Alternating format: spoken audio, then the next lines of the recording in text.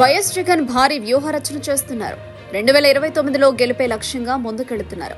ఆర్థికంగా, లీగల్ గా, క్యాడర్ పరంగా తీసుకోవాల్సిన నిర్ణయాలు, పార్టీ ప్రక్షాళన, మార్పులు, చేర్పులు, ప్రభుత్వం పెట్టే కేసుల విషయంలో తను ప్రిపేర్ అయ్యి క్యాడర్ను, పలు విభాగాలను ఇందుకు అనుగుణంగా రెడీ చేస్తున్నారు. వైసీపీలో అంతర్గత పరిణామాలు ఈ మేరకు వైసీపీ అలర్ట్ అవుతున్న విషయాన్ని బయటపెడుతున్నాయి. తాజాగా లీగల్ సెల్ తో మీటింగ్, కడప జిల్లా జెడ్పీటీసీ సభ్యులు, పార్టీ రీజనల్ విభాగాలతో జగన్ భేటీ అవుతున్నారు. పార్టీ కీలక నేతలతోనూ తరచుగా సమావేశమవుతున్నారు. ఈ మీటింగుల్లో వైఎస్ జగన్ చేస్తున్న వ్యాఖ్యలు స్పష్టమైన సంకేతాలు పంపుతున్నాయి. వచ్చే 5 ఏళ్లలో కేసులు ఉంటాయని, మనం దానికి సిద్ధంగా ఉండాలని, వచ్చే 5 ఏళ్లలో ఏం కేసులు పెడతారు, ఈ 5 ఏళ్లు మనం చేసిన తప్పులు తీస్తారు, వాటిని బయటకు తీసి కేసులు పెడితే వాటిని ఎలాగా లీగల్ గా ముందుకెళ్లాలన్నది లీగల్ సెల్ నాయకులకు దిశానిర్దేశం చేస్తున్నారు.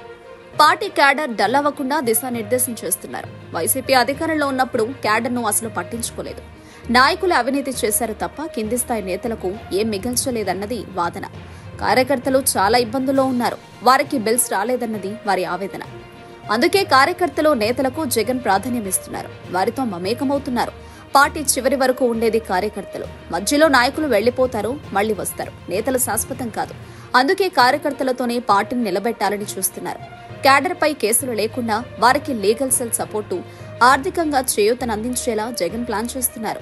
అందుకే కొత్త నేతలకు జగన్ పార్టీ ప్రధాన కార్యదర్శులకు అవకాశం ఇచ్చారు. జగన్ కు అనుకూలంగా ఉన్న అవినాష్ లాంటి వారిని దగ్గర చేసుకోవాలని చూస్తున్నారు. ఐపాక్ ను కొనసాగించాలని వారు ఇనాక్టివ్ గా ఉన్నారు. ఐపాక్ లోని టాప్ 10 జగన్ తోనే ఉన్నారు.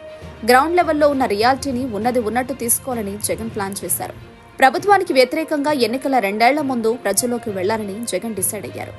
వచ్చే 5 ఏళ్లలో క్యాడర్ను కాపాడుకోవడం, కేసులు లేకుండా చూడడం, పార్టీ సపోర్టుగా నిలవడం జగన్ ప్లాన్ చేస్తున్నారు. 2029లో గెలిచేందుకు జగన్ ఇలా పక్కా ప్లాన్తో ముందుకెళ్తున్నారు.